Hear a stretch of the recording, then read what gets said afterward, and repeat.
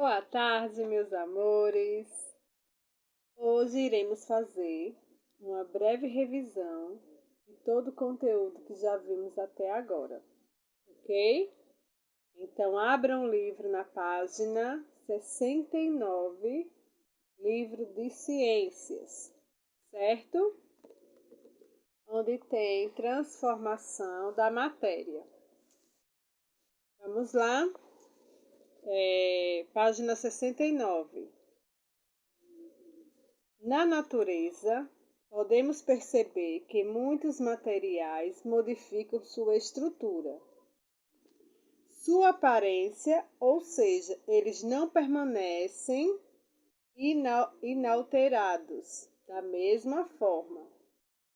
Então, na natureza, nós podemos perceber que muitos materiais modificam sua estrutura, sua aparência, não é isso? Ou seja, eles não permanecem inalterados da mesma forma. Os paredões rochosos, por exemplo, recebem a ação da chuva, do sol e dos ventos, e por isso mudam seu aspecto. Algumas transformações são reversíveis, ou seja, podem ser desfeitas. Então, transformações reversíveis são transformações que podem ser desfeitas, enquanto outras não podem ser desfeitas, ou seja, são irreversíveis. Então, transformação reversível é aquela que pode, ser desfeita. E transformação irreversível é aquela que não pode ser desfeita, certo? Um exemplo de transformação reversível é a mudança do estado físico da água. A água em estado sólido pode passar para o estado líquido e vice-versa, não é isso? Ela está no estado sólido, pode passar para o líquido ou retornar do líquido, retornar para o sólido. Então, essa é uma transformação reversível, certo?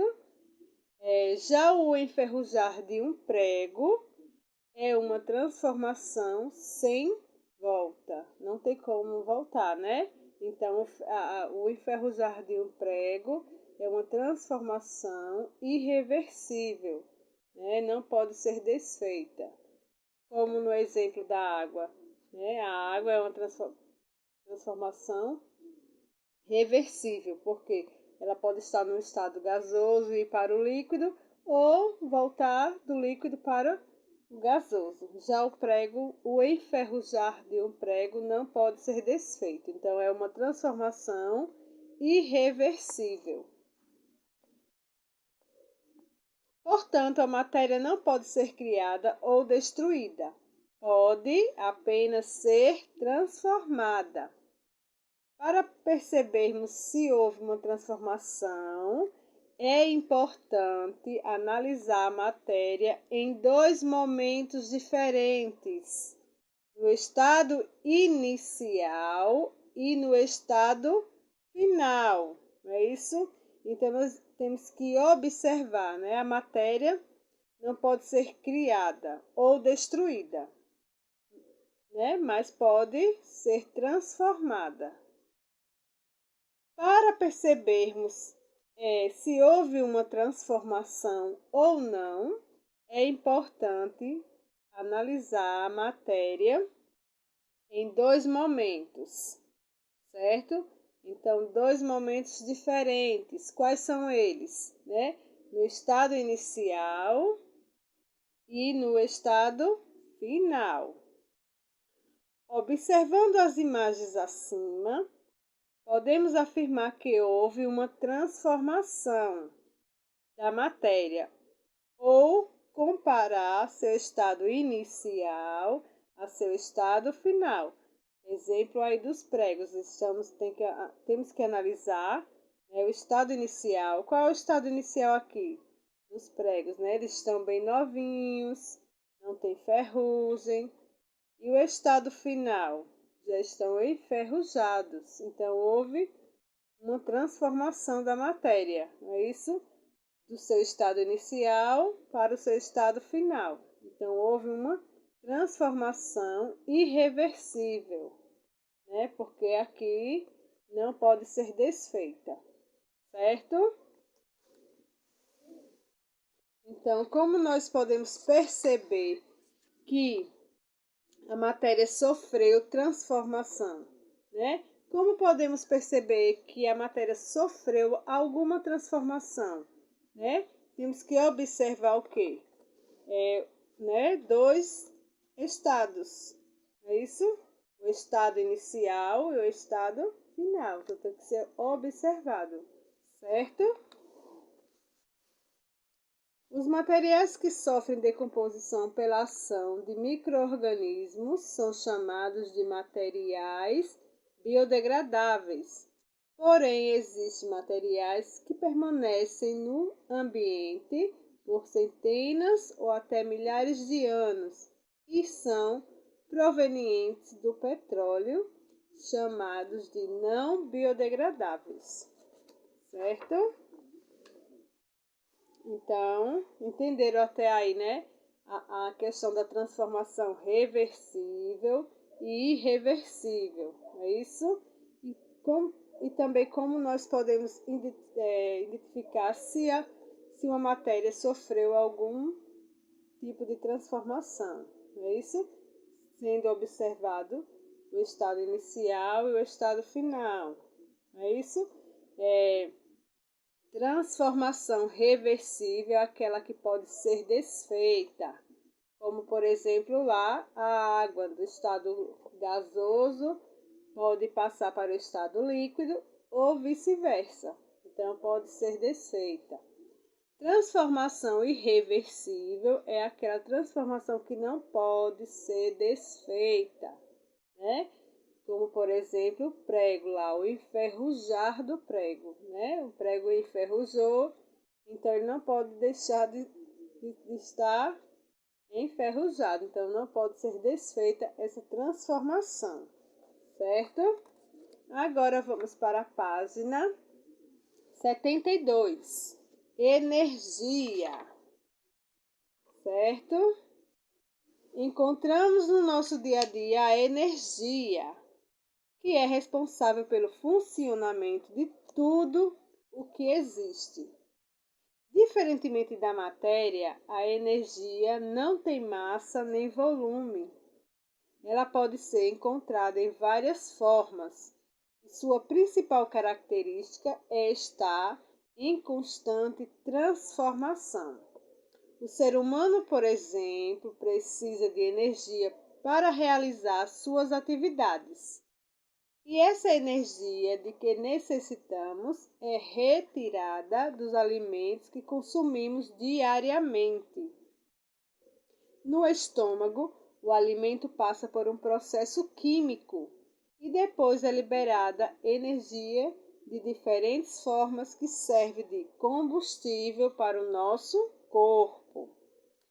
Já as plantas, para crescerem, precisam de energia luminosa do sol para produzir seu próprio alimento por meio da fotossíntese.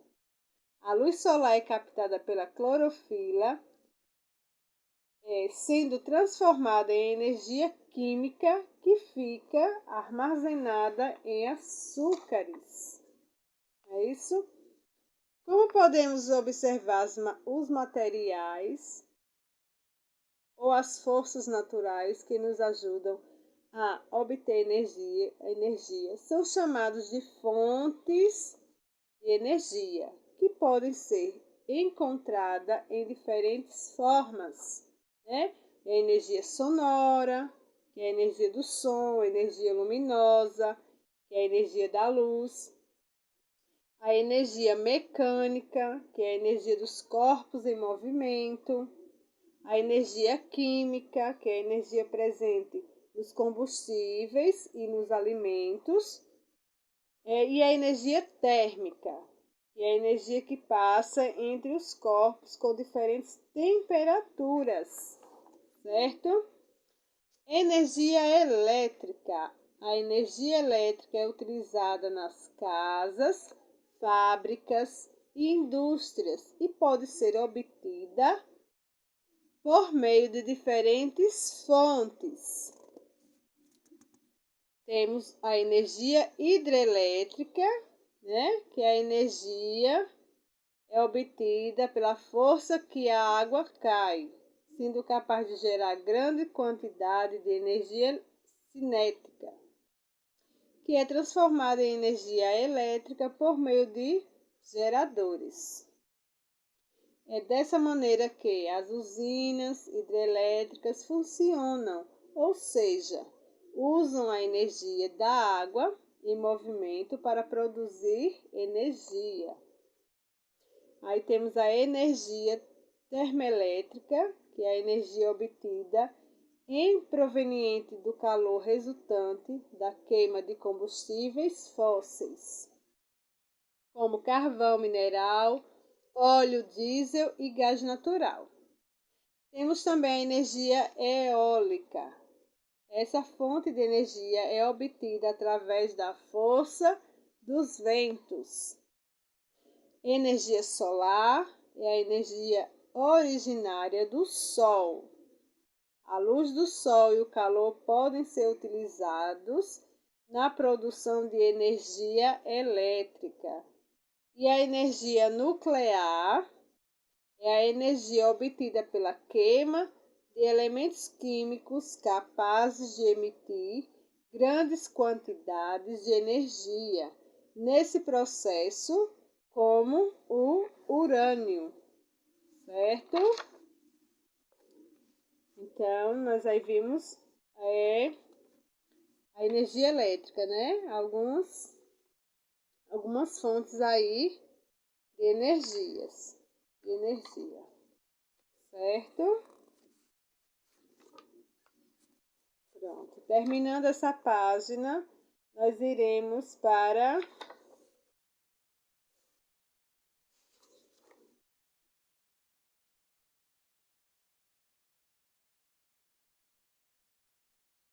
a página, vamos lá. Só queria voltar aqui.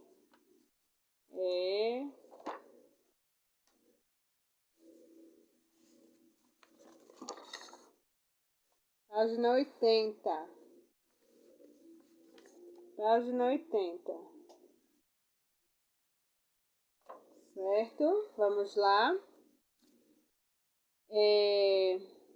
A influência do ser humano na natureza. O ser humano se utiliza dos recursos oferecidos pela natureza para sobreviver.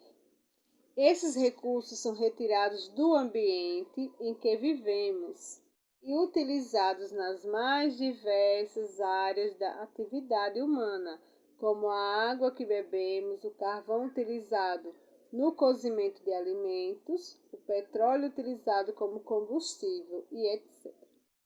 Os recursos naturais podem ser renováveis e não renováveis.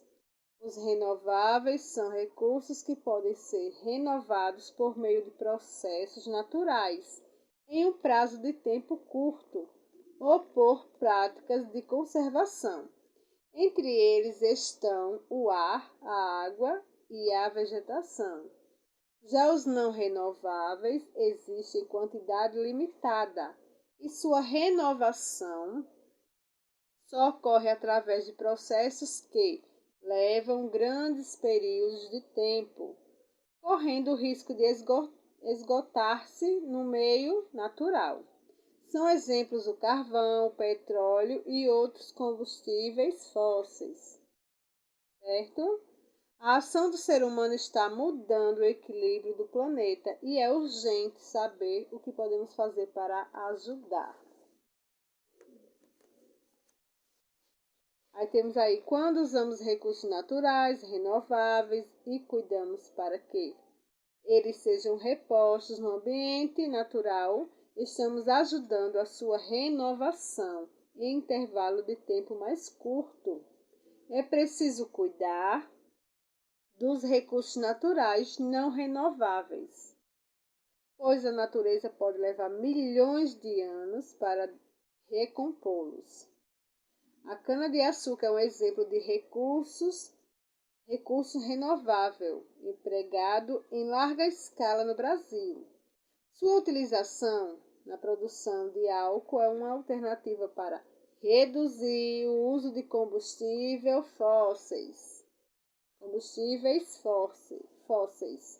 como os derivados do petróleo, que é a gasolina e o óleo diesel, certo? Aí nós vamos para a página 81 aí, nesse trecho logo abaixo onde tem: ao longo dos séculos, o homem foi descobrindo que esses combustíveis podiam ser sólidos, líquidos e gasosos. Veja exemplos abaixo desses combustíveis. Combustíveis sólidos é a madeira, carvão mineral, folha, parafina, plástico, papel e a palha. Então, esses aí são combustíveis sólidos: madeira, carvão mineral, parafina, plástico, papel e palha. Combustíveis líquidos: álcool, gasolina, óleo diesel e querosene. Então, faz parte dos combustíveis líquidos, né? O álcool, a gasolina, o óleo diesel e a querosene. Combustíveis gasosos: hidrogênio, gás butano usado na cozinha, gás natural e outros gases. Então, esses fazem parte dos combustíveis gasosos. Então, nós temos os combustíveis sólidos, os combustíveis líquidos e os combustíveis gasosos, certo? A humanidade descobriu há muito tempo no subsolo uma reserva imensa de petróleo e carvão mineral. Esses combustíveis são formados pela decomposição de vegetais e animais ocorrida há milhares de anos, aliada à pressão do interior da Terra. Por essa razão, são chamados de combustíveis fósseis. Ok? Entenderam aí esses tipos, né, de combustíveis, né, que são os combustíveis sólidos, líquidos e gasosos, certo? Agora vamos para a página 85, eletricidade, certo? O que é a eletricidade? É uma manifestação de uma das formas de energia, a energia elétrica. Então, a eletricidade é uma manifestação de uma das formas de energia, a energia elétrica. A partir do século XIX, o ser humano começou a gerar artificialmente a energia elétrica e, a partir disso, o modo de vida das pessoas mudou bastante. Atualmente, a eletricidade faz parte de nossa vida, não é isso? E tornou-se fundamental ao nosso conforto e progresso. A eletricidade pode ser percebida quando ligamos a televisão ou o computador, acendemos uma lâmpada, guardamos um alimento na geladeira para conservá-lo, entre várias outras ações do nosso cotidiano. Na natureza, ela pode ser percebida sob a forma de raios que são descargas elétricas ocorridas na atmosfera. São semelhantes às correntes elétricas que fazem funcionar os eletrodomésticos, só que com uma intensidade bem mais forte. É isso? Aí nós temos aqui alguns corpos permitem que a corrente elétrica passe com facilidade. Dizes que esses corpos são bons condutores de eletricidade. Exemplos de bons condutores, né? São a água, os metais, nosso corpo, o ferro, o cobre e o estanho. Esses últimos são tão bons condutores que são utilizados na fabricação de fios elétricos. Né? Quando um corpo não permite que a corrente elétrica passe com facilidade, é chamado de mau condutor.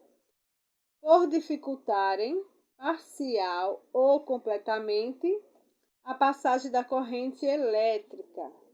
Os maus condutores são também chamados de isolantes, certo? Isso. O plástico, o couro, a lã, a madeira e o isopor são alguns exemplos de corpos isolantes. Ok?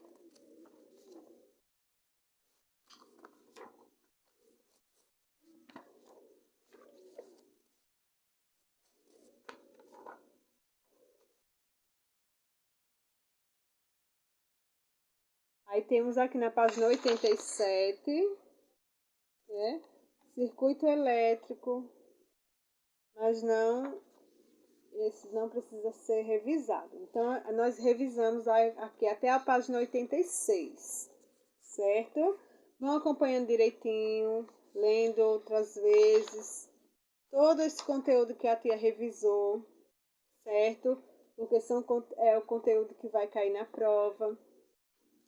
E eu vou deixar uma atividade no caderno, vocês copiam no caderno, na matéria de ciências, também para revisão, tá? Então, a atividade também vai servir para revisar todo o conteúdo, ok?